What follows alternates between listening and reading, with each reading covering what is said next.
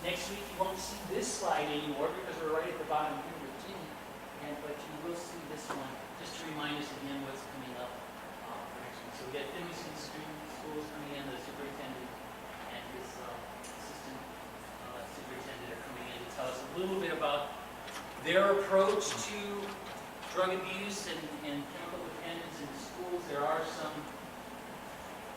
new state requirements as far as things taught in school. Something about opiates and opiate addiction, so I think we'll address that a little bit as well. Oh, I want to make sure there's no other obstacles to allowing anyone to come in, so I think we're in good shape. So, just to make sure that you know how to use the clickers, let's do that. If you were here last week, maybe you remember this one. You should get a green light coming on with either an A or a B. That tells you that the computer, right? If you get a flashing red light or amber light, that means there's been a problem. Let me know if that happens. We're good? Take a look. It's kind of neat because I can look here and see how many responses there are. Okay. We're up to 13, so we'll use it as a high water mark, and we'll see what they think here. Ooh, all right. We ended last week with 94% saying that it was false. Anybody remember this answer? Why is it false? Anyone remember why it was false? It was alcohol dependence or alcohol, substance abuse, and depression. Absolutely. Absolutely. All right, so now we'll see what you know about these questions. Majority of heroin users. First, misuse opioid pain medication prior to going on to heroin.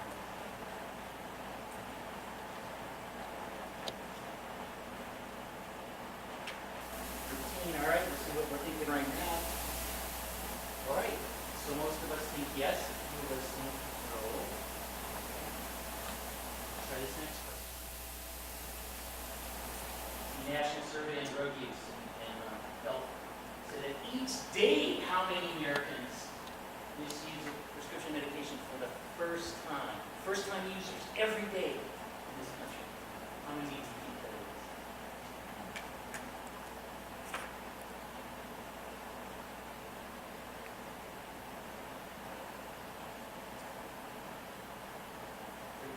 Very good. All right, we're all over the board. That gives Jenny plenty of fertile ground to check a little bit on that question. Majority of students who use prescription drugs for non-medical reasons report that they typically obtain their medications from their own legitimate prescriptions. True or false?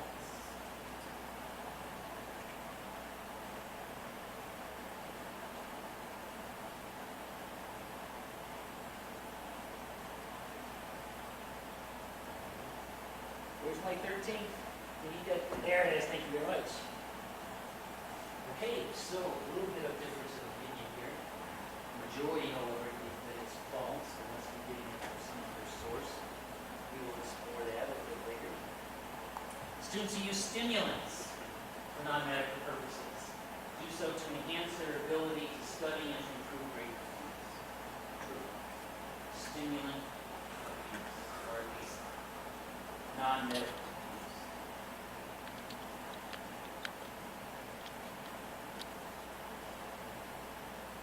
What would be the alternative? Why else would somebody use a stimulant? Definitely not that. Pardon? I'm saying it's definitely not that. Yeah. Cocaine is a stimulant. Methamphetamine is a stimulant. I don't think we got a lot of people studying who are using those ones. So there are some other options why people would use. Yeah. Okay. Yeah. So we got some options. Let's see what you guys are thinking. All right. Most of you think that is a true statement. Do so because of this. We will find out. Who is the higher frequency use category? Undergraduate students or graduate professional students?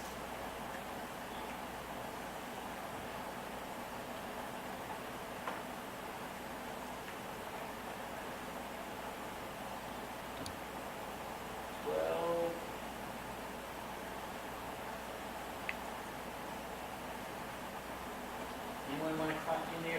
2 foot. No takers. All right. Well, Iris, thank you very much. Let's see what we got. All right. So we got a split there. That a lot of us think it's the professional readiness. It kind of ties in a little bit maybe with that previous one. We'll see if that's correct or not. All right. Let's switch over to Jenny's presentation. And I think you're correct. Okay, I hope so. If not, I was- Oh, Jenny, you want to give us just a little bit of your own personal background? Yeah, How sure. you got into the position and how it's evolving for you? absolutely. Well, thank you. I'm really excited to have the opportunity to share with you a little bit of the information about what we're doing here on campus. But I will tell you a little bit, I guess, about my background and why I'm incredibly excited to be here. As Dr. Monk said, I'm or does that mean I think it's okay if that's me mastering handheld and this Yeah, might be too yeah. much for me, just saying.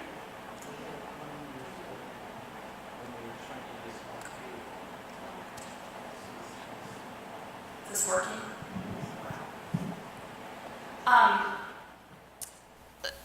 As Dr. Milk said, I'm, yeah, thing, okay. Let me do this. Okay.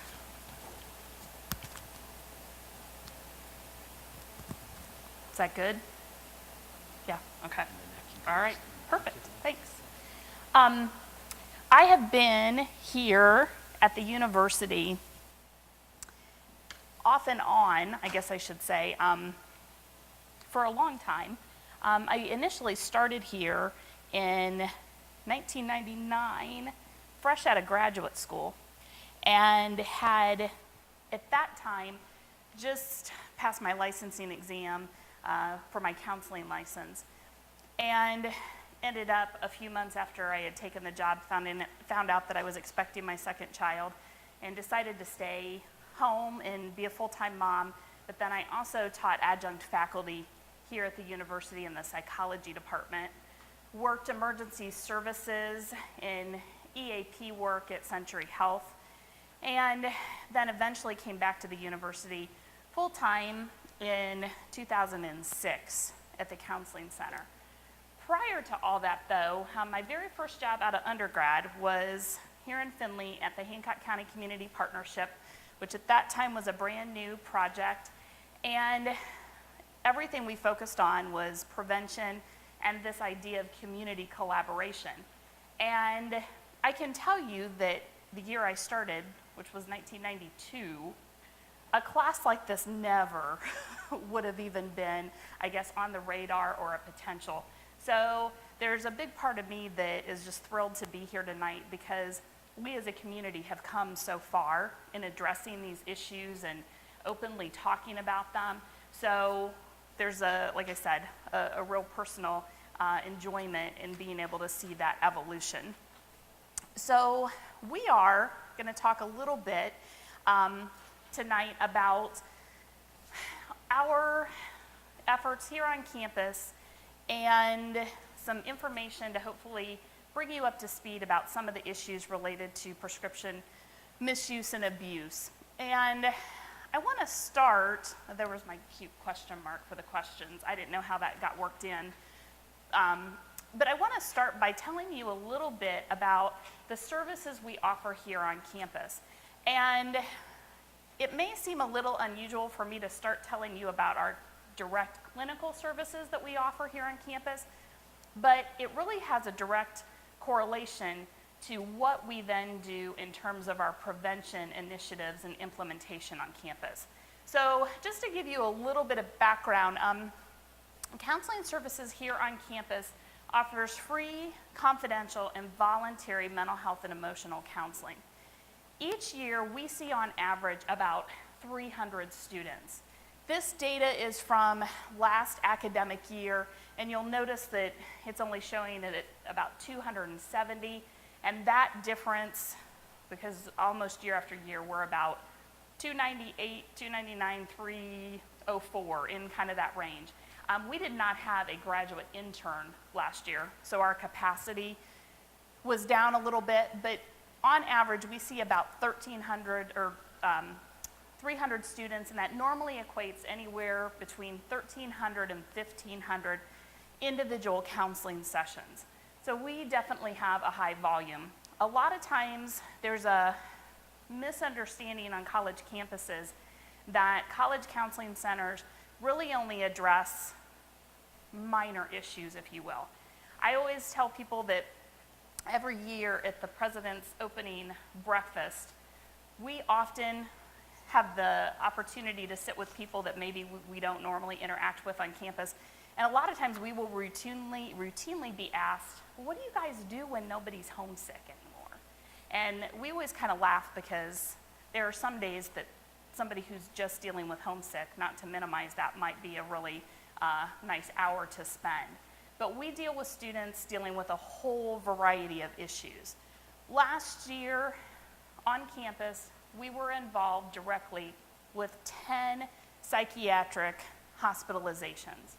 I always put the question marks up there because there were 10 psychiatric hospitalizations that we were directly involved with, either with getting that person admitted into a psychiatric hospital or treatment facility, and or we were directly involved with their discharge and aftercare planning.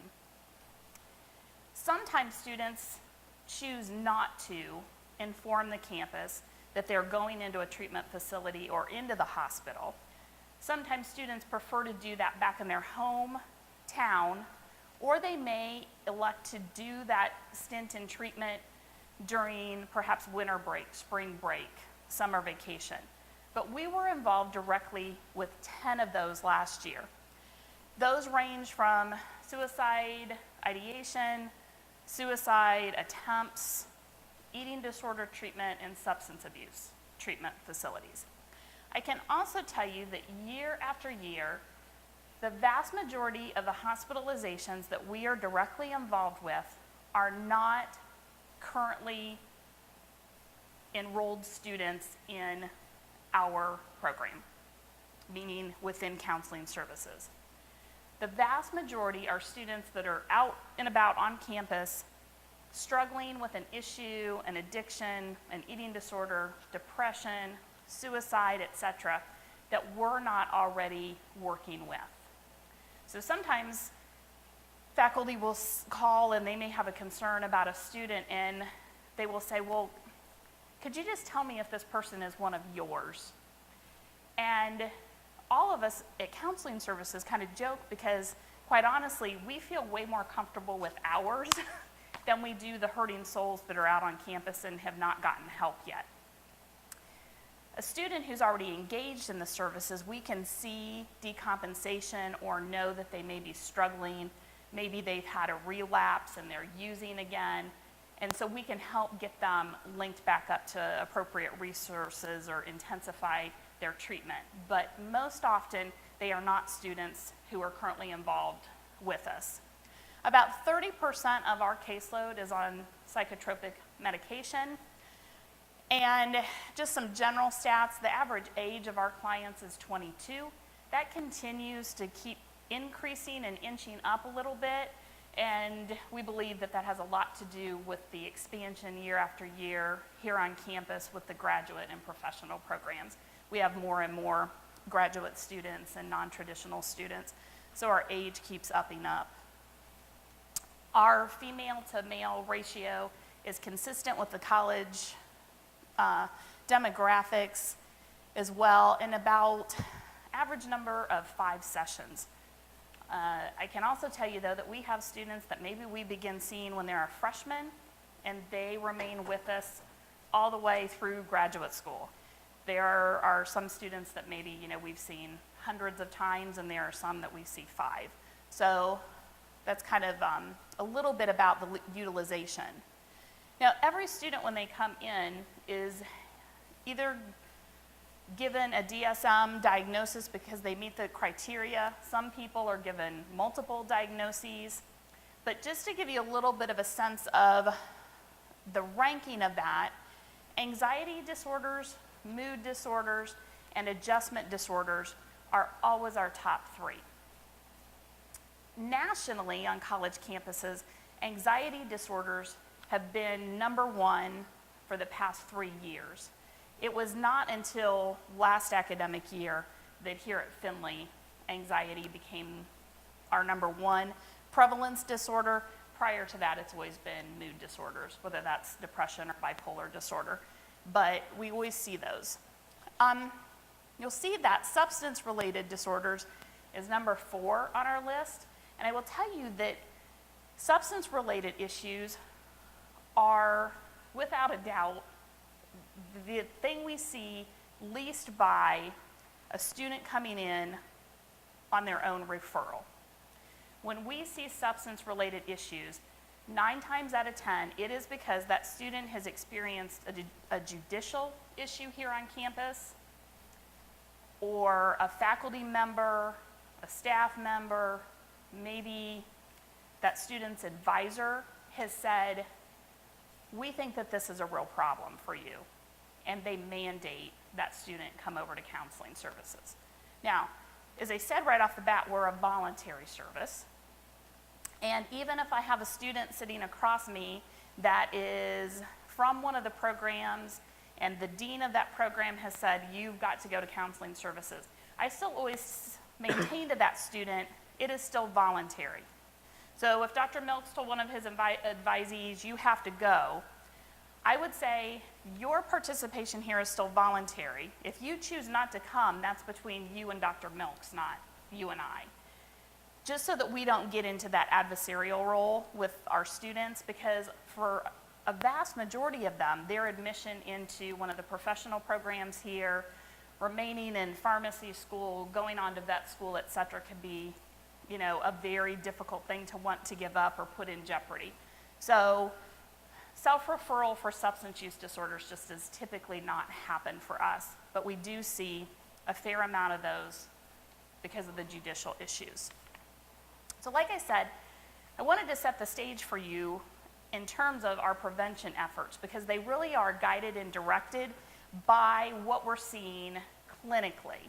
And each year, these are our 5 main areas that we actively work on: prevention initiatives, education, and awareness.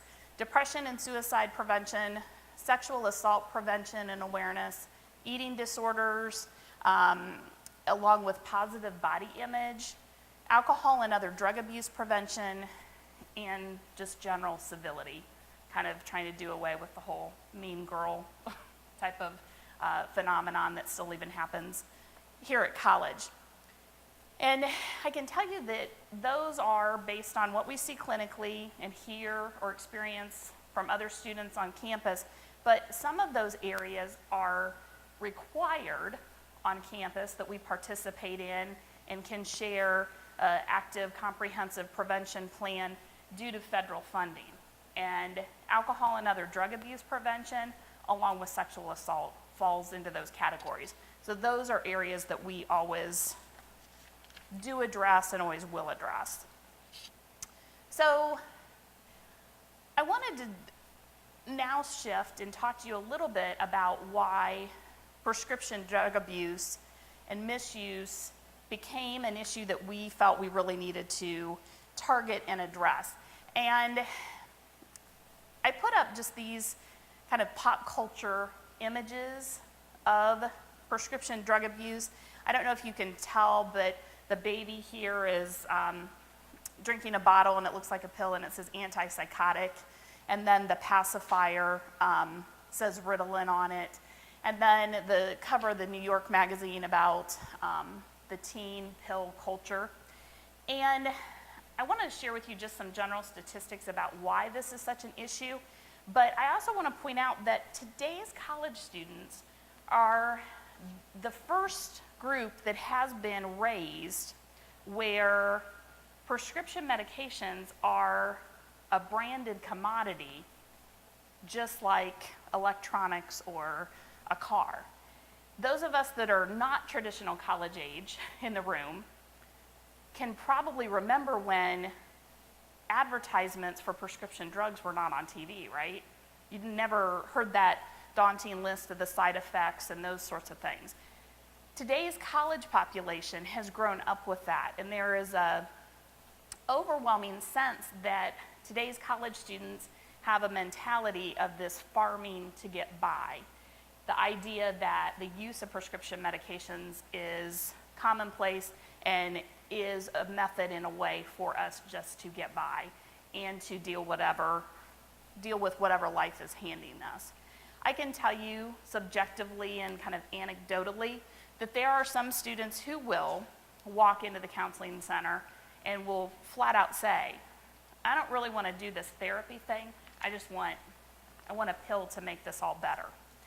And, we definitely provide that education about how that doesn't work that way, but there is definitely that mentality that comes in and out of the office.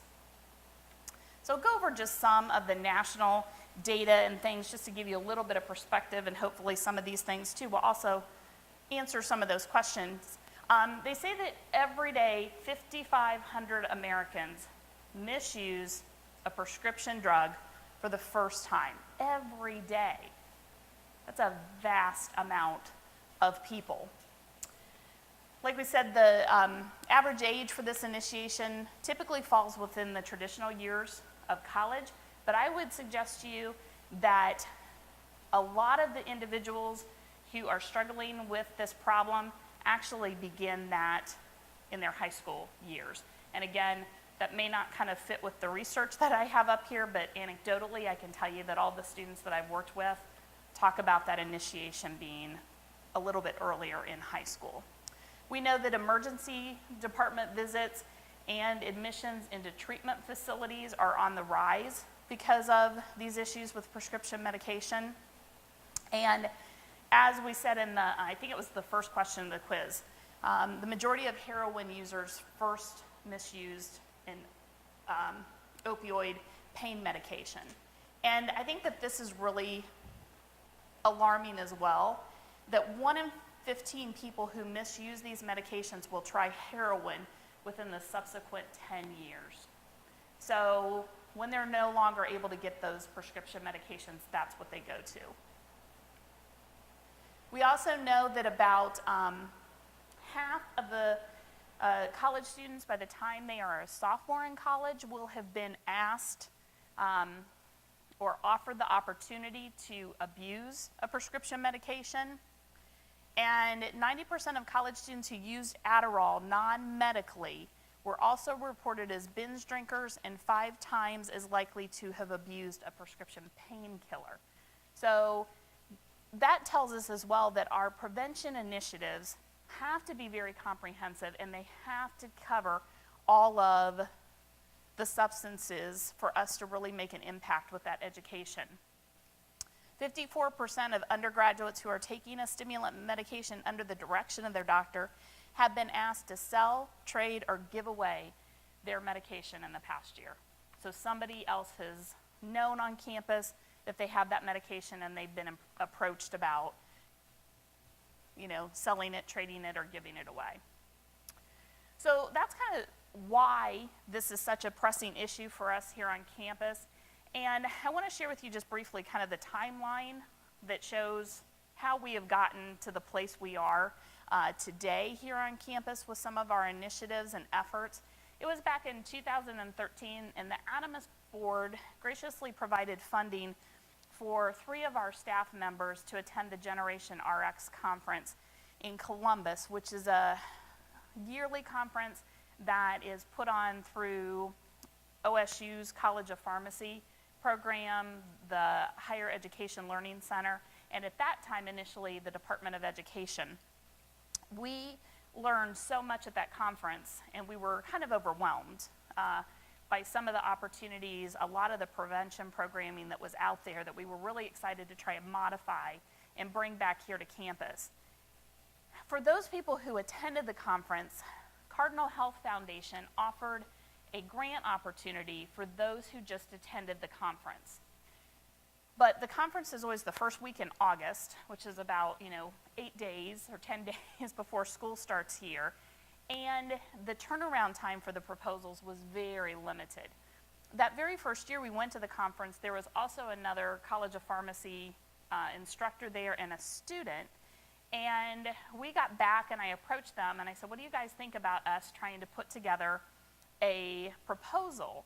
And there was a little bit of fear and apprehension about whether or not we'd be able to pull something together. And I can tell you that we really wanted to start at the base level because we had never done any prevention programming on this issue. So we wanted to have all of our ducks in a row and make sure we were determining program based on the best practices and research out there at the time. So we decided to put together a proposal. It was not until February, for as quickly as they wanted us to have that proposal in, it took them a long time. It was actually the very end of February, I think almost March, before we even got notification that we received the award. And we received $1,675, which sounds like pittance, but in my little programming budget, that was like, you know, a pot of gold.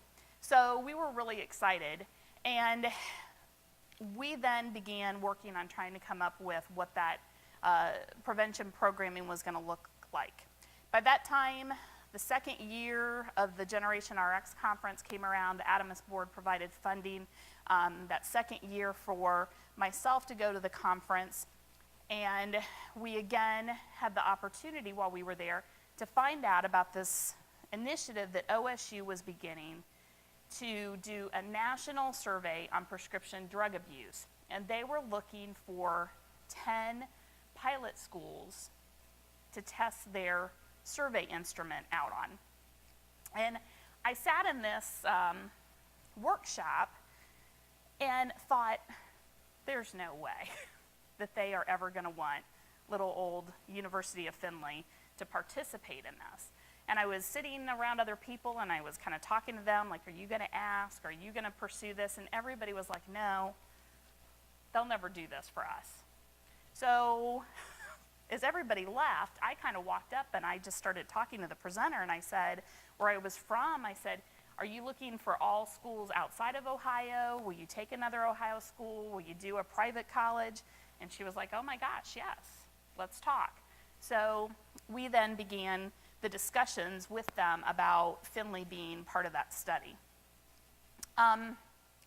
During that same academic year is when we launched our initial prevention efforts, and I'll show you those here in just a couple of minutes.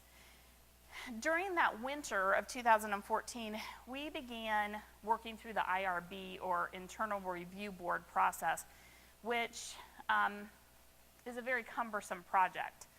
And I would back up a little bit and tell you that prior to us attending the first Generation RX conference, I think back in 2012, there was another College of Pharmacy faculty member, Dr. Parker, who's now the dean, had done a study through one of her classes on prescription medication abuse.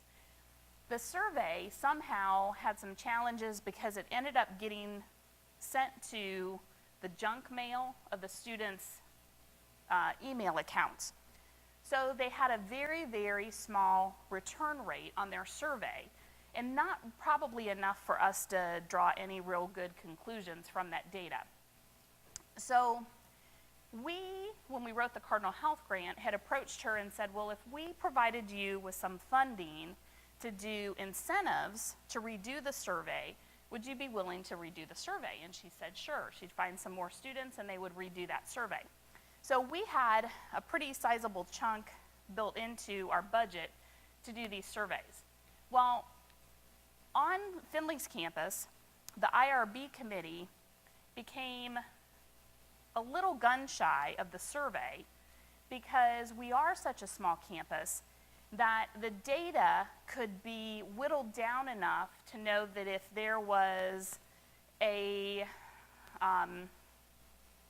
Asian American athlete who was in the pharmacy program who said, yes, I've abused stimulants, that could be tracked down.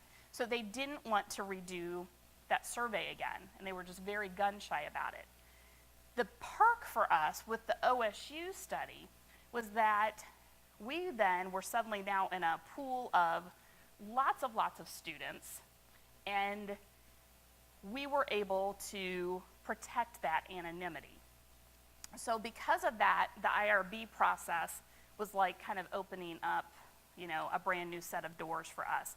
So it was really a great opportunity. That, though, was a very long process. We weren't able to launch the survey until April of last year, and our timing was that we had really wanted that to go out prior to spring break. OSU had very strict guidelines about the survey not coming within 30 days of a break, period, especially the spring break, period, because they didn't want that tainting their data.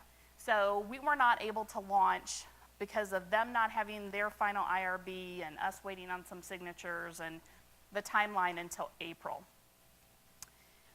We had some students, and I'll put up their names here in a minute, who worked on this project as well with us as their culminating project for research through the pharmacy program.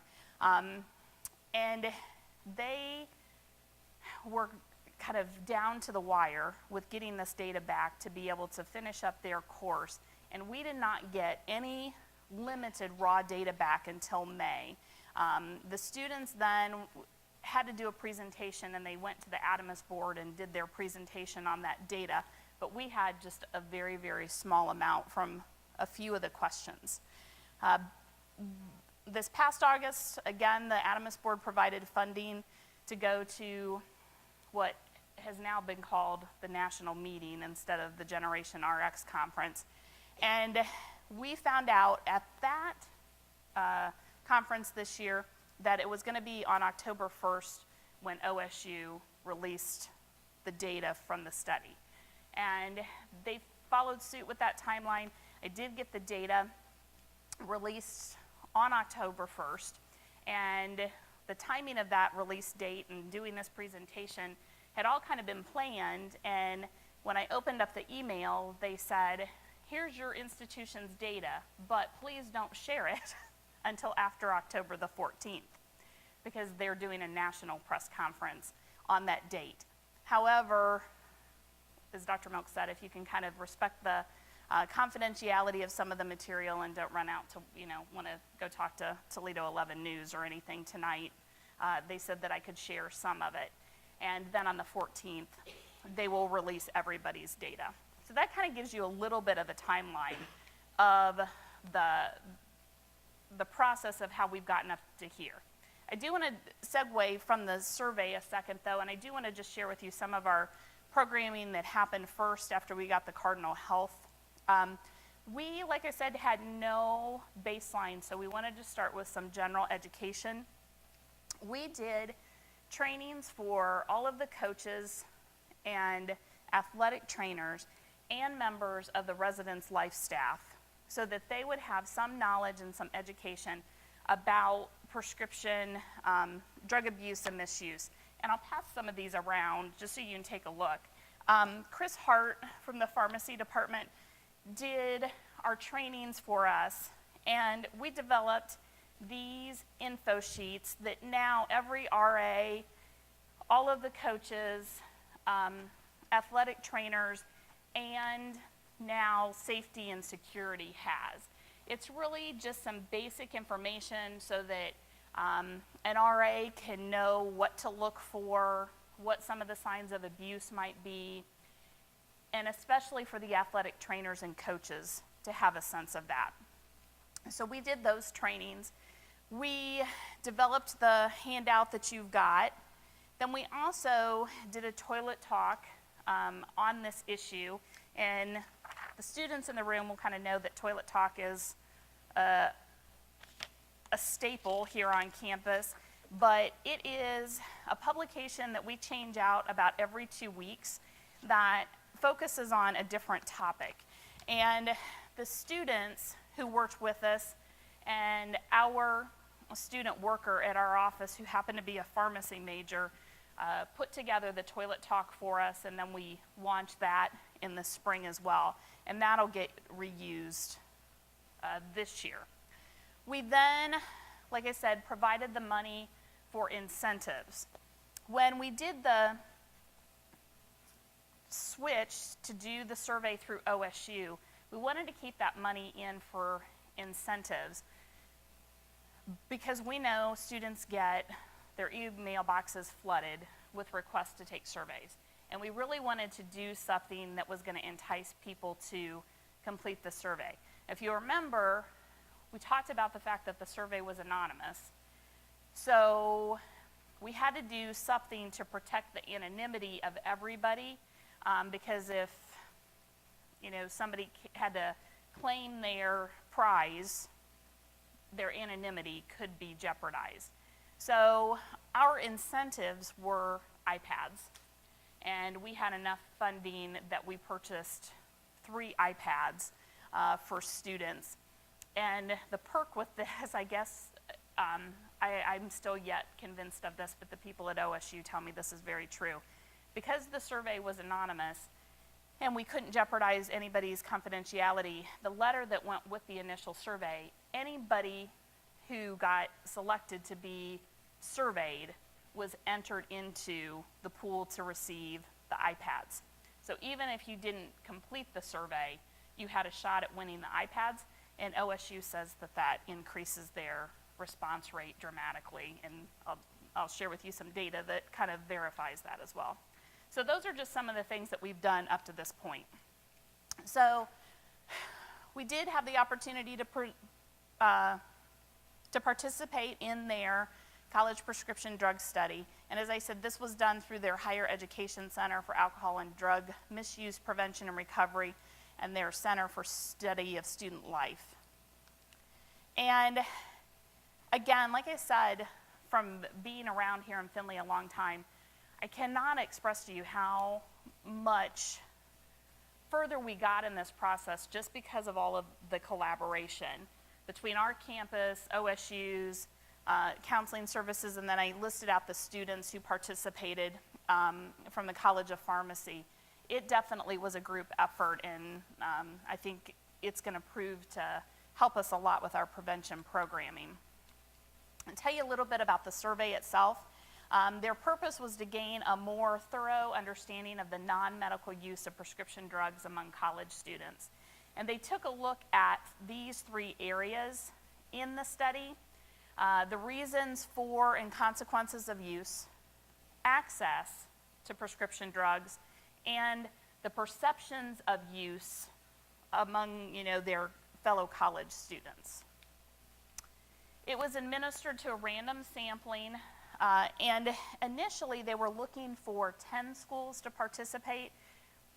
I am not really sure what ended up happening, but their final report had 8 schools that participated. It was a mixture of private and state schools, and they were all across the United States.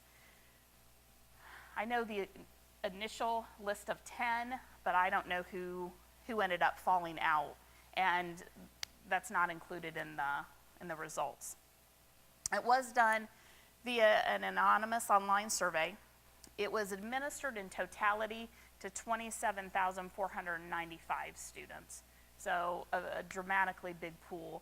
They had 3,918 who responded, and their response rate overall was 14.2%. I will tell you though, we had the highest response rate out of any of the schools that participated. And we, based on our size of enrollment, had to do a random sampling of a pool of 500 is what our requirements were. And you'll see here that we had a total of 168 students participate, and that gave us institutionally a 33.6 response rate, which was huge. So we were really excited about that. The students, like I said, who participated took the initial raw data, developed some of their own conclusions, and I just wanted to put this up here because they worked really hard on this on a very tight time frame before the end of the semester last year, and this was their presentation that they did to the Adamus board. And my hope would be that this year we're able to take this and the new data and be able to get it out further. Share with you some of the highlights of the study, and these first highlights that I'm going to share with you are across the board for all of the schools that participated. And it talked first about frequency of use, and you'll see the breakdown here, and this was one of your questions, between undergraduates and graduates. You'll see that about 10.2% report using a pain medication, 8.8% report using sedatives, and 18.6% using the stimulants. And then you'll see that the frequency of use actually goes down for graduate and professional students. So I think the vast majority of you guys thought that that was the other way around, and I'm just kind of curious, what was your thinking with that? Anybody want to share?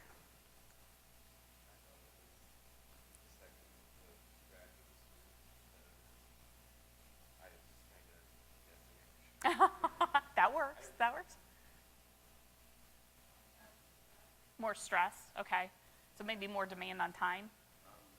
I chose graduate students because they probably care about the grade that they're going to get from undergrad is really going to be their grade they're going to get. Okay, Graduate school is almost out, so right. it's like a better that's Okay, so maybe more investment, more time crunch, more pressure. Okay, yeah. I was kind of surprised by this as well. Our survey respondents actually were heavier on the graduate students out of our random pool in terms of who completed this study. So I was a little surprised by this one as well. Most undergraduate and graduate students report how easy it is to gain access to prescription medication. And you'll see that 35.5% say it's easy or very easy to get that.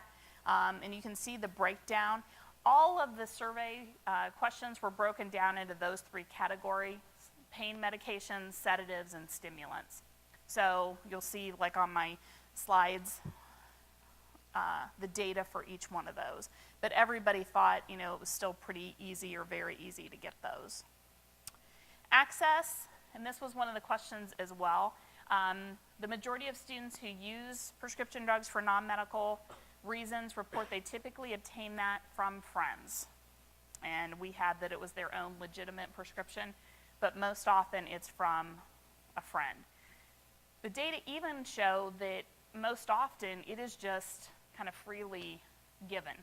It's not always even a big exchange of money or bartering for anything else. It's just given to them. So you'll see the breakdown of that for the pain meds, the sedatives, and the stimulants. This is the top 5 reasons why students report the non-medical use of prescription drugs, and it's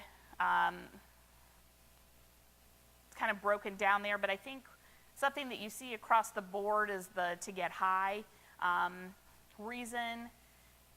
The stimulants, by far, 84.9% report that they use those for non-medical uses to improve their study skills or to get high, or to get better grades. And then to see what it was like, enhance social situations, and then to get high. Pain meds, the vast, or a little over half, say that it's to relieve their pain, but then the other half say it's to be able to have that high. And then the sedatives, again, to sleep or to relieve anxiety. So you can kind of see that that's going to target or shape also our prevention efforts and what we need to be able to focus on. Some of the consequences of use for their non-medical abuse of the pain meds,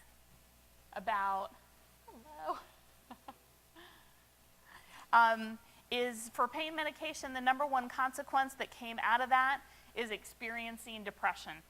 So they're taking the pain meds to be able to relieve their pain, but the outcome of that is increased experience of depression.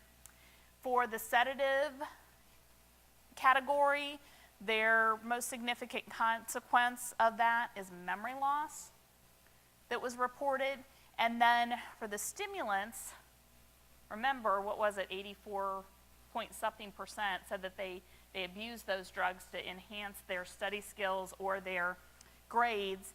They're reporting that the outcome or the best consequence they've experienced is a positive impact on their academics. So almost kind of like that reinforcement. There is a lot of research out there that tells us that that's not really always accurate. We know that people that abuse substances, whether or not it's a prescription medication, alcohol, marijuana, etc., they are probably going to spend less time studying, working on their assignments, etc. So there's a lot of research out there that kind of indicates that doesn't really hold true over the course of their whole college career. In terms of the student perceptions of the use of other students, you can see that 15.8% of undergraduates believe that there are people, or that 15.8% are using pain meds for non-medical reasons. They believe that 17.4% are using sedatives for non-medical reasons, etc. And one of the things that we know from this slice of the data is that students highly overestimate, or their perception of use is higher than what it really is. And I can tell you from doing this a long, long time that it's that way for almost every substance. We used to do an activity for alcohol prevention that we had this computer program that it was kind of a virtual bar simulator. And we would say to the students, well, okay, it's Sunday night. How many drinks does the average college student have? And they'd say, well, Sunday night football, probably 6 or 7. And then, we'd go, okay, what about on Monday? Oh, well, that's Monday night football. So another 6 or 7. And then, there's something for every night of the week. Tuesday night's wing night, Wednesday night's ladies' night, Thirsty Thursday. So we would go each night and they would say how many drinks they thought the average student consumed. And by the time we'd get to the end of the week and tally it up, it'd be like 75, 80 drinks. And I'd say to them, like, who is drinking 75 or 80 drinks? And they'd be like, well, nobody I know. But I can tell you that across the board for all substances, students typically tend to overestimate use. And that's proving true again with the prescription medications. So, I'll give you now a little bit of the comparison for our institution compared to the others in the survey. One other thing I want to point out, though, is that when they do the comparison, our data is not included in that, obviously, but also students have the ability to not answer every question or every set of questions. And we did have a lot of students who marked the I'd prefer not to say category. So I'm not really sure yet how that has impacted our overall data or our comparison, but we'll take a look at some of this. In terms of students who reported using the categories for non-medical reasons, you will see that University of Findlay is significantly lower than the comparison with the other institutions. So, like I said, I don't know how that's impacted in terms of how many students looked at that question but said, I don't really want to answer it, or if this is just kind of our general trend that we tend to be a little bit lower. I can tell you, too, that we last spring, had to re-administer the core alcohol survey. We have to do that on campus every 3 to 5 years. And I can tell you that in terms of alcohol usage, we tend to fall a little bit below national averages on alcohol consumption and binge drinking and those sorts of things as well. Anybody have any thoughts about why they think we might be this much lower? Kind of curious, especially from the students, what maybe you think is the reason behind that, or any theories? Yeah. Well, I'm not a student. That's okay. I will share this with you. Yeah. That when you look at the county over at Putnam County is very, very high. Yes. In fact, it has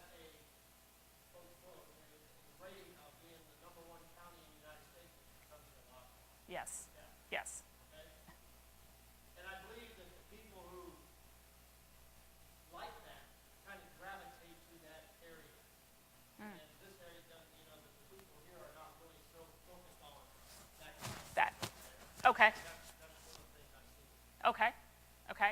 So it might be that just our student population doesn't have as high of interest in that or gravitate towards that? Yeah.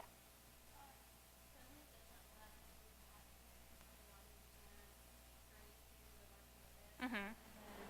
Some schools, well, like University of Cincinnati, actually you can buy beer on campus, or just an actual bar on campus. Right, And then other schools will let you drink indoors as long as you're over age. So you think the fact that we're a dry campus may have a trickle effect into the prescription drug realm? Yeah. Okay.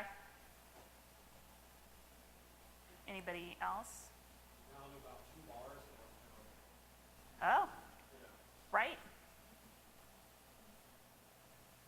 So that environmental impact, and we do a lot of our prevention programming, sometimes on that environmental strategy and like what is around us and how does that influence the students' access and their perceptions. What do you think about in terms of, when we do the alcohol violations class, we talk a little bit about our rates of drinking here and are we the same as other college campuses? And sometimes the fact that gets brought up a lot is that we're a little bit of a niche school in terms of the programs we have. And there's a perception that a lot of our programs, whether that's pharmacy or pre-vet or the PA program or the PT, OT, you name it, that they're higher demand programs. And as a result, those students tend not to engage in as risky behaviors. Do you guys think that there's any merit to that, possibly? A few heads nodding. The other thing that gets brought up is the fact that we have a Church of God affiliation. And I don't know, students always cite that as maybe a reason why our alcohol use is a little bit lower. And I don't know if that may impact this, but it's, I guess, something to consider. But we were definitely, especially with the sedative use, significantly below the other schools. This question was, how easy is it to obtain these drugs without a prescription? And you'll see that with the exception of pain medications, we were again below the comparison to the other schools. And I find it kind of interesting that we have more students saying that it's easier to get a pain medication and have access to that's easier than some of the other schools.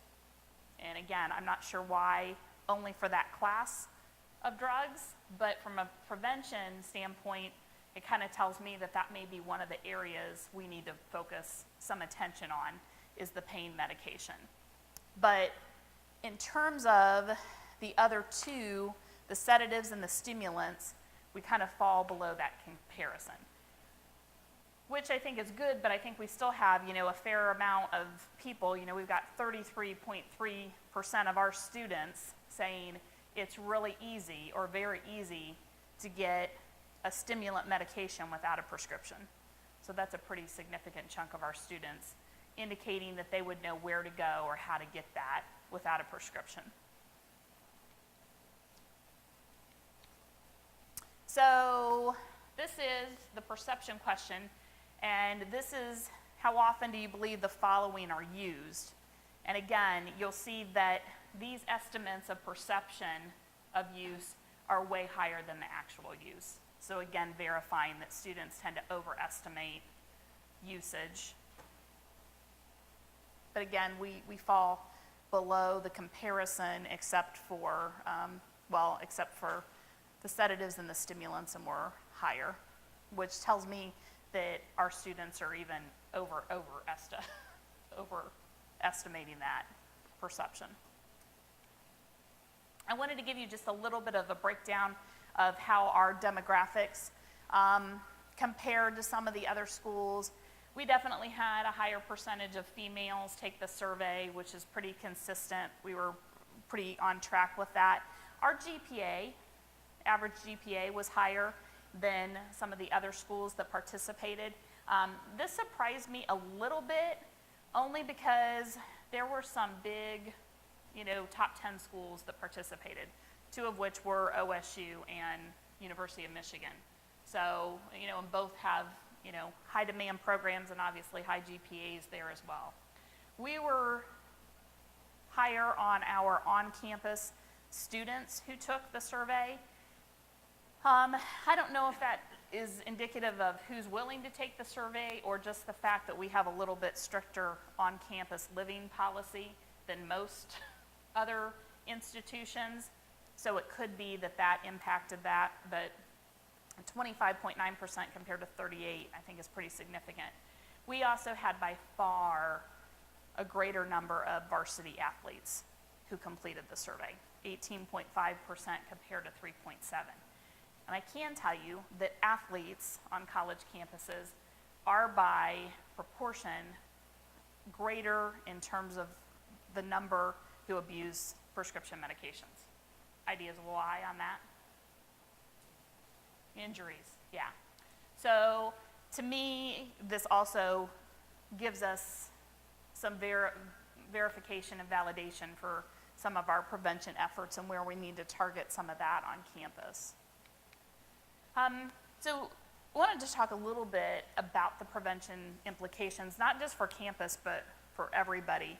And obviously, I think something that we need to focus on as a community is kind of role modeling appropriate use and disposal of prescription medications.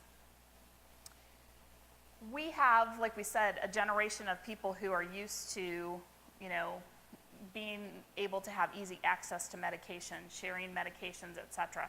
So really educating our youth about the appropriateness of that and the risks and consequences of sharing medications or taking somebody else's medications.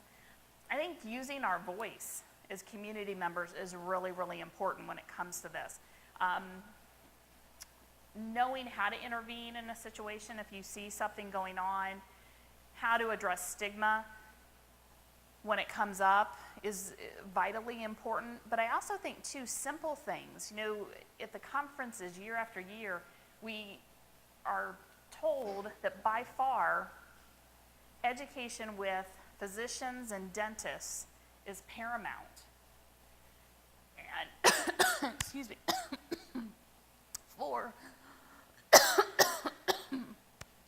goodness.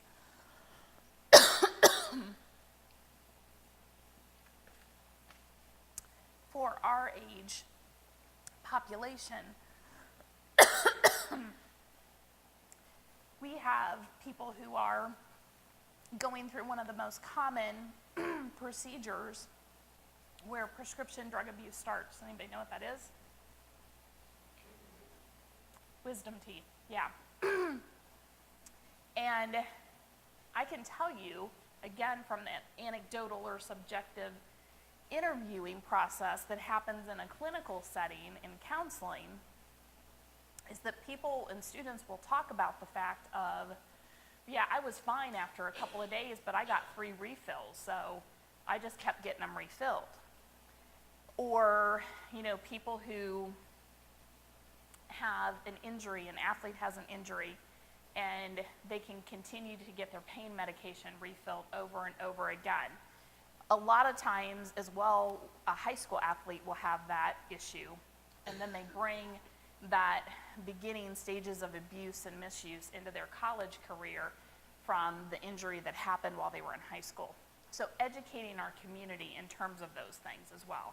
Even if you are a parent or grandparent and you have a child having surgery and using that opportunity to make comments to the providers or when discharge information is given out, it makes a big difference. Some of the things that we're going to do on campus, we really need to figure out our area of focus, and I think just from taking a look at the preliminary data, the areas of pain medication and stimulants are our 2 biggest factors here on campus. We really need to figure out kind of our areas of collaborative potential with this. And I think obviously some of those natural fits are, the College of Pharmacy and some of the student organizations who might be interested in working with us on this. I think we also have to do a lot of education prior to and upon arrival of the parents and the students who already have prescription meds. We have a lot of students who come into campus already taking a stimulant because they've been diagnosed at some point in time, with that medication or that illness and taking that medication, and they come to campus and medications are just left out in their residence hall room, or a roommate or somebody on the floor says, "Oh, you take Ritalin? Can I have a couple of those? I've got exams coming up." We need to do a much better job at doing some pre-education as students are coming in. And we have some avenues to be able to do that with parent newsletters and that sort of thing. But I think that that's definitely one area where we need to help increase knowledge and awareness. I think we also need to increase knowledge and awareness among students who sell or give away or share their medications and what risks they're facing or what consequences.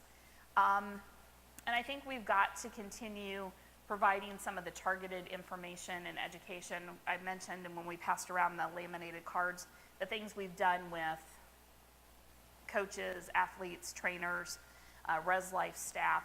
I think we probably need to expand that a little bit and move out to campus safety and security, and maybe even just general faculty and staff. So those are just a few of the ideas that, after taking a brief look at the data, came to my mind, but I think that that's probably the direction we're headed. So, anybody having questions, comments, observations?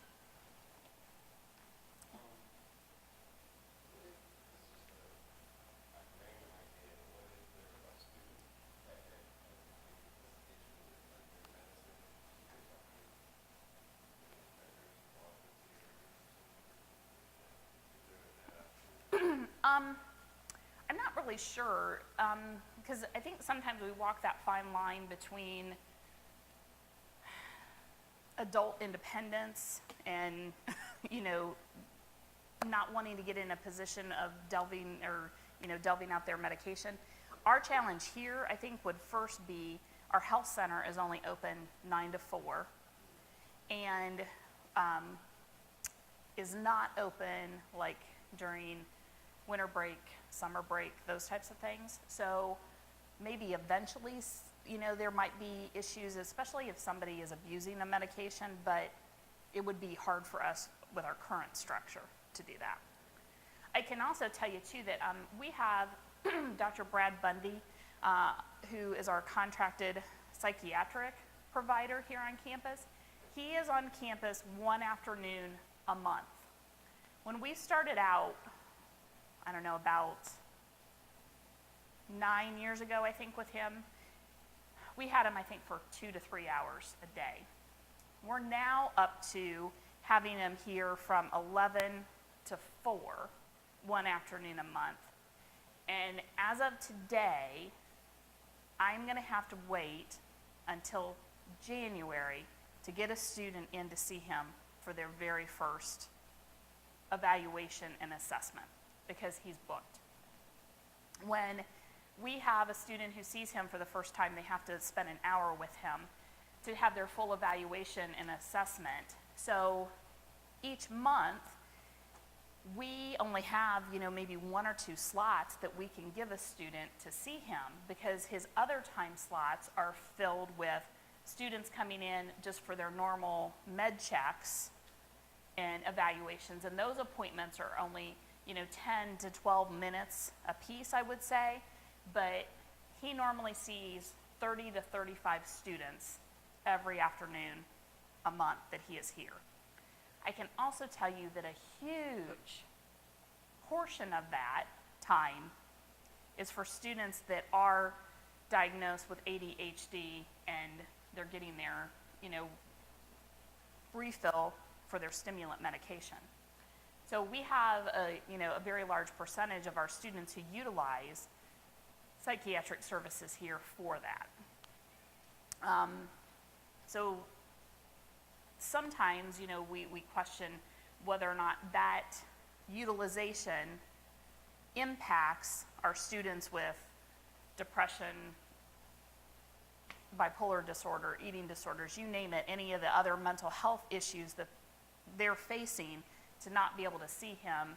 And we may, we've brainstormed about whether or not we can have like a separate day or a separate provider, maybe manage the students that are on the stimulant medications. Or we may get a student who says, I was diagnosed with this back in, 5th grade. Now with the intensity of college, I really think I need to go back on medication. I'm 10 hours from home. You've got to, get me worked in. So, sometimes it can kind of bog down our system a little bit here on campus as well. So we've got to find a way to fix, that for everybody to get what they need. Yeah.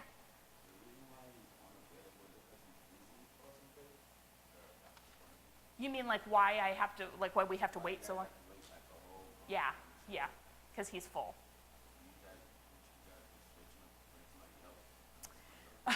Well, I don't know if you guys have talked about this much yet in this class. The demand for psychiatric services in Hancock County is extreme. Even like the student I saw today who wanted to get in, he has insurance and was willing to go out to his private practice and pay so that he could possibly get in sooner. And by going that approach, it was still a 3 to 4 week wait, which is still better than January, don't get me wrong, but it still takes a while to get somebody worked in. So yeah, it's because he's that busy. I will also add too, I don't think I mentioned this, counseling services is free, and our provision of the psychiatric services is free as well. So for a lot of students, at probably no other time in their life are they going to have access to that level of specialized care at no cost. And Dr. Bundy works with us, it's fabulous, and a lot of times if a student can't wait, let's say, until January, they will go out to his private practice, pay his initial fee there, either directly out of pocket or run it through insurance, and then we can get him worked into his rotation here on campus, so their subsequent visits are free. Our biggest problem is he requires an hour for that very first assessment, and it's just hard. Yeah. I have a couple questions. First question is, does the individuals that come into your clinic here on campus, what percent of them are freshmen and what percent of them are about employed or soon employed from high school? Oh, I would say a huge number of them. A huge number. I can tell you that by far, the students that utilize our services the most are in the most rigorous and most demanding programs on campus. So we see very high achieving students at a higher percentage, than I think what a lot of people would assume or think.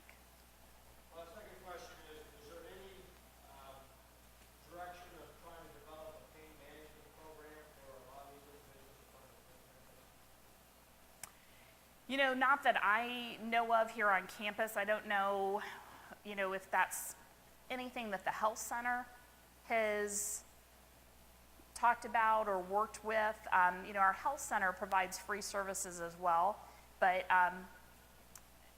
it is staffed by four or five nurses, and then we have a physician who's there a chunk of the day each day, but not all the time. Do you feel that that would be a productive program? That's probably a little difficult for me to answer, only because by the time we see them, it's for a far different reason.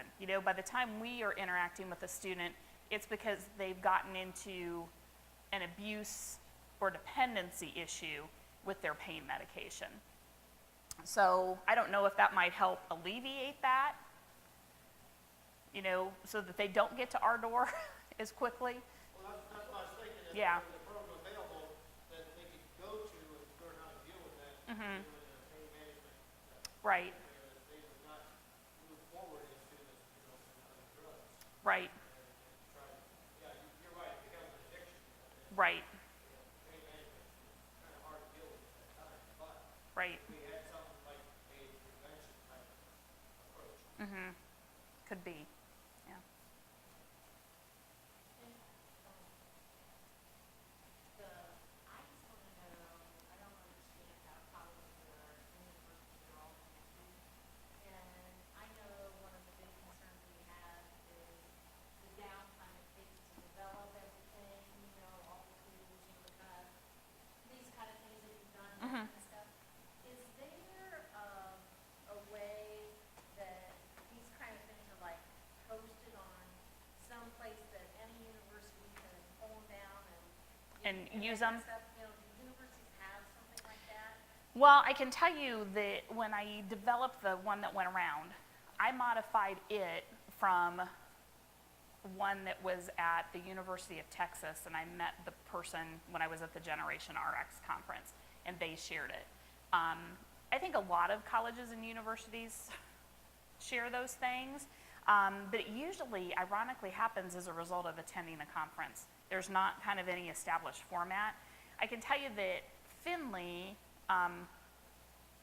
counseling services and a lot of the other services that deal with student welfare are under the student affairs umbrella. And we regularly get together, we call it the Area 6, and we get together with, it's Finley, Bluffton, ONU, Tiffin, Heidelberg, and Defiance. So kind of the other private small schools. And we get together and then we break out into, you know, like all the people from the health center go sit together in the counseling center. And we do that with those other Area 6 colleges, you know, we'll share. But I can tell you, we have here at Finley 3 full-time licensed professional clinical counselors. All of us are independently licensed. We just got to full-time with 3 people this year. So we're a little ahead of the curve. Like a lot of those institutions have a part-time person or maybe 1 full-time person. We are also a little ahead of the curve here at Finley too, because technically half of my time is spent on prevention programming. Now, I can tell you that it doesn't end up being half time because our clinical demands have to take precedent, but most colleges and universities in our area that are similar to ours, it doesn't happen. You know, they struggle with the prevention programming because they've got to meet the clinical demand. And when we went to 3 full-time counselors, our thought was, okay, I typically do prevention programming on Thursdays and part of Fridays. So our thought was, okay, now Jody's going to be here full-time. Those hours for my programming will be protected, and I can tell you that that's not happened yet, just because our demand is so great. It's kind of like if you will build it, they will come. Like if we have the slots to fill for therapy, students utilize it. So we're maxed out again. But you're right, it's hard because the time and the resources to develop it, that's why I said that, you know, like the $1,600 seems like a pittance, but to us was like, you know, we can do a lot with $1,600. But it's hard time-wise too. Any other questions? Do we do the post test again now? Is that what we do? Yeah. Yeah? Last call for any other questions? Yeah. Oh, sorry. What I've seen over the last 6, 7, 8 years, an enormous problem with I have no idea as far as like students. Mm-hmm. I'm talking about not limiting it to women. Mm-hmm. And that's where I see it. I'm talking about women in their 20s, 30s, 40s, and 50s harboring for anything and everything. And it's such a problem now. I don't know how you fix it. I don't know how you stop it. I really don't. Mm-hmm. But we're losing an entire generation, and the one that's coming up, I don't know, where that's going to be. But it's an enormous problem. I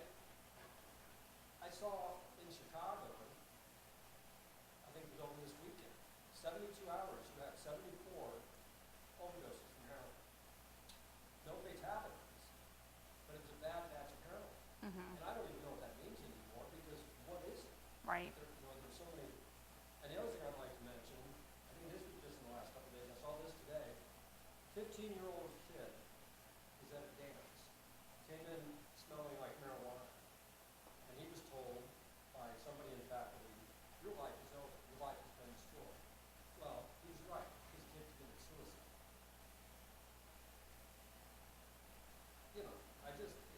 This whole thing is really disgusting and dirty. Yeah. Oh, absolutely. And that I think also goes along with like those prevention implications. Our role is just a community member in being informed or knowing how to speak to somebody. We would think that a faculty member or a staff member at a school system would know the appropriate way to approach a student, but we don't have that. It's like we need kind of this infrastructure to really be thoroughly developed so that, we don't have those situations happen. I agree. Well, one of the things I was wondering and thinking about when you were showing statistics was when you looked at the number of people who had perceptions of pain meds Mm-hmm. at the University of Finland, what in terms of numbers of student athletes do you have versus at Ohio State, whose campus, the number of student athletes is this minor amount of students Mm-hmm. versus the general population, where here, how many of your students are in soccer, and that leaves mostly athletes taking the test, and then the undergrads versus graduates. How many of the graduate students are not typically just going straight from college right into grad school, but people that are possibly teachers that are coming back that are in their 40s, 50s, Mm-hmm. getting master's degrees, doctorate degrees, et cetera, and that can't, I'm sitting here sometimes going, really, people do this, Yeah. but Yeah. having that perspective as an older Mm-hmm. person. Yeah. I would say that by far our enrollment numbers of students going straight through are greater than our non-traditional graduate students coming back. Wouldn't you agree, Dr. Melks, that that's probably, because like, we have so many of the programs that are like a 6-year or, But I was so, thinking in terms of teachers. right, right. And now we have the doctoral program in education. So I would have to pull numbers for that. I'm not really sure. I would say, like I said, I was a little surprised how heavy we were on the number of graduate students who completed the survey, and I might be able to tell you what that is. You look. But I wondered if the incentive played a role in that as well. You can look at our demographics here real quick.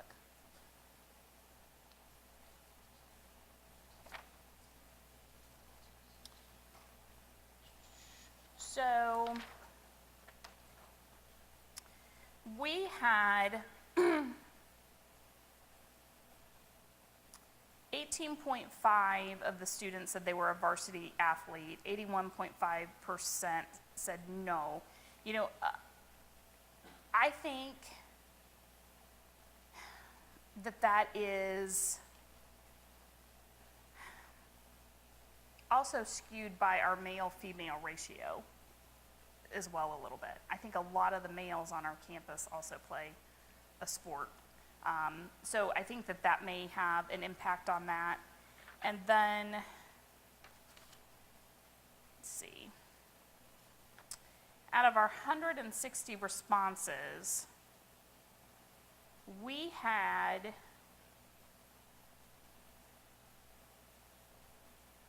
28.1% who had already completed their bachelor's degree, 21.9% who had already completed a master's degree, 5% that had already had their doctoral degree. So we had a pretty fair number that, already were broken out that way. I don't know, from the student's perspective, they may have a better idea on kind of that athlete question. I mean, do you guys think that that was a high number, or do you think that that's kind of representative of kind of the proportion of athletes we have to our overall number? Yes, you think it's kind of, Yeah, I would say that it's not just going due to the amount of students we have total versus total athletes versus maybe right, total students, yeah, just saying athletes. yeah. Like I said, our enrollment size is what determined what our sample size was going to be,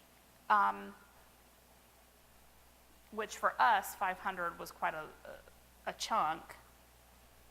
But, you know, some of the, I don't know how that statistically plays into this either, because like a University of Michigan, and you know, I think their sample size had to be like 3,000 or something. So we could just be a little skewed, you know, in those comparisons because of those things too. Yeah. Question regarding your perception of success rate, students that either forced to matriculate through counseling or volunteer for counseling. How many of those are we able to keep engaged ultimately in their pursuit? I would say the vast majority of them. And I think part of that is due to this age population to begin with. You know, because I've worked in community mental health too, and college students are highly motivated to get help. They're also at a point in time where their experience already is about getting education and about, you know, what do I need to do to make this better kind of mentality. So we have a great deal of success. I would say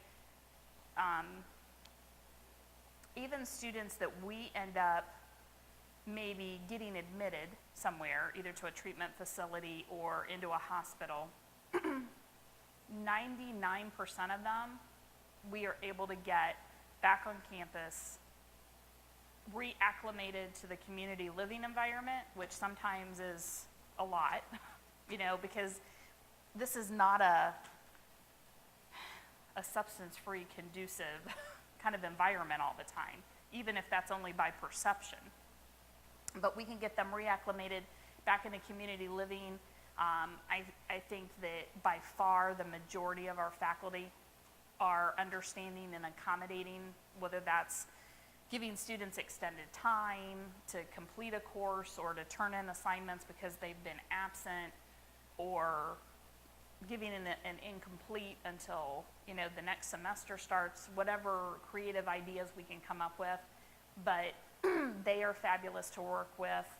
And so I think all of those factors combined lead us to a really good success rate. And I think a lot of people don't think that. You know, I think a lot of people think, well, if the student has to leave to go into treatment or into the hospital, that they won't come back. And for a lot of students, it's the sheer ability of they're going to help me come back that they say motivates them. So. Anything else? Anyone else? You ready for your test? All right. I will say too that I did, like if anybody's interested in seeing it, I did bring a couple of copies of the survey instrument if anybody wants to take a look at that. And after next week, I can email Dr. Milks a copy of the full results. Okay. All right, let's see how we do. Virginia, I'll let you give the Oh, commentary okay. as the votes come in. Okay. See, we got a few more people, so hopefully we can bump that Percentage of? that 13 participation number to something higher. So the majority of heroin users first misused an opioid pain medication. True or false?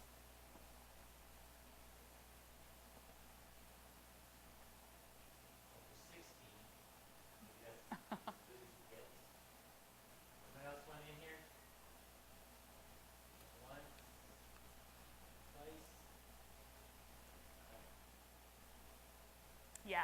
very good. That is true. The majority of people start out on pain medication. Once they can no longer get those pain meds, either through a legitimate prescription, purchasing off the street, or from somebody else, they will turn to heroin because it's accessible and it's cheaper. So when this comes up on campus, people say, well, there's no college student that's going to be using heroin. And I can tell you that we do have those students. And most often it's because they started on a prescription med first. Yeah. What do we consider the majority of the deal? I mean, recently I read where the figure was 4 out of 5. That's pretty high. Oh, yes. That 4 out of 5 started? Yeah. I have read that, it is, incredibly high percentage as well. I just always hear it phrased as the majority, but I think that number gives a certain element of perspective. We say 4 out of 5 started that way. It's alarming. Yep. So, how many people each day in the United States misuse a prescription medication for the first time on each day? 1,200, 1,500, 2,500, or 5,500? 14, 15, 16. Go with that. Yep, 5,500. When I very first read that study, I was shocked by that number. 5,500 people each day abuse a prescription med for the first time. That's a lot. I think it's kind of a staggering amount. Quick do the math, take 365 times that number, what do we get? We're up to 1 million? Is that right? Oh. I don't know, but we're close. 2 million. Yeah. The majority of students who use prescription drugs for non-medical reasons report that they typically obtain medications from their own legitimate prescription. True or false?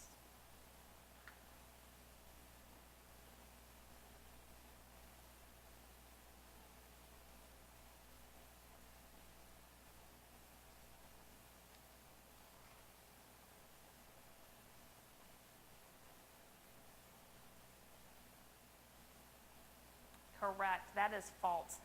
By far, the majority get the medication from a friend. And a friend without having to pay for it, it's just kind of given. So again, I think that that's indicative of where some education and prevention efforts need to come into play, is educating on that sharing of medications. What was curious to me as a pharmacist too is that right on there, it stickers on controlled substances. It's demanded that we put on there a label that federal law prohibits the sharing of this medication with people. Apparently that sticker is not accomplishing a whole Yeah. lot. Well, and I think the other thing that we see too is that, for people that are maybe, especially like, the protocol for people taking a stimulant is that, they have to come in monthly to get their prescription renewed from Dr. Bundy. And people are very savvy. I would like to tell you that, we don't encounter people who say, well, I went to Florida on spring break and they lost my luggage and now I don't have my prescription. Or people are also very savvy at coming in and thinking that, they can kind of give a checklist of symptoms to be able to get in to see Dr. Bundy to be able to get those medications. So, we have those issues as well. And I think a lot of people don't think that that's going to happen on campus, but it does. All right, students who use stimulants for non-medical reasons often do so to enhance their ability to study and to improve grade performance. True or false?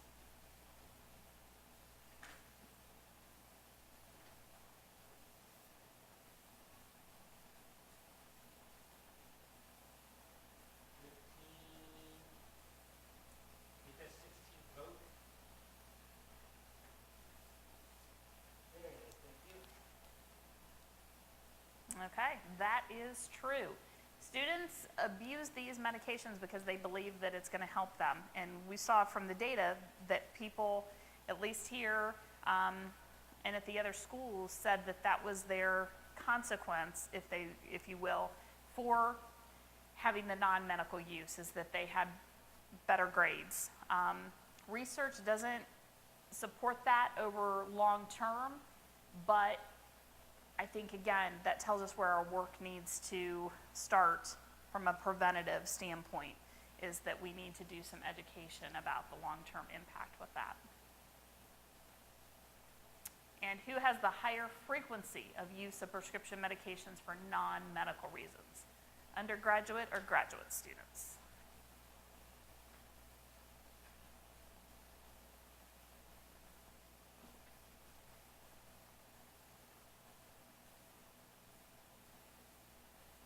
Undergraduate students, that's correct. So despite our ideas about why maybe graduate students had more intensity or were more concerned about performance, we know that undergraduate students tend to misuse more. Sort of parallels binge drinking for alcohol as well. You would think that the underage freshmen and sophomores would be less likely to engage in binge drinking, but it's just the opposite. Right. It's the younger student that's more reckless. Yep, for sure. We are definitely kind of seeing a shift in that trend as well in terms of alcohol violations here on campus.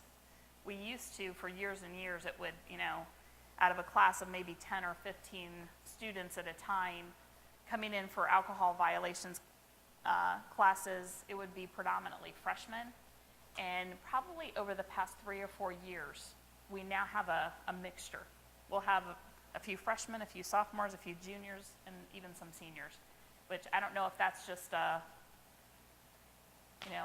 I'm going to try and get away with it on campus mentality or what that is, but we have seen that shift a little bit. Okay, thanks again, one and all. Have a safe trip back. I'm sure Jenny will be around a little bit afterwards if you want to ask some questions in private. Next week, we've got the superintendent and assistant superintendent in these schools coming and talk to us about programming and those issues. Thanks again, everyone. Thank you, guys.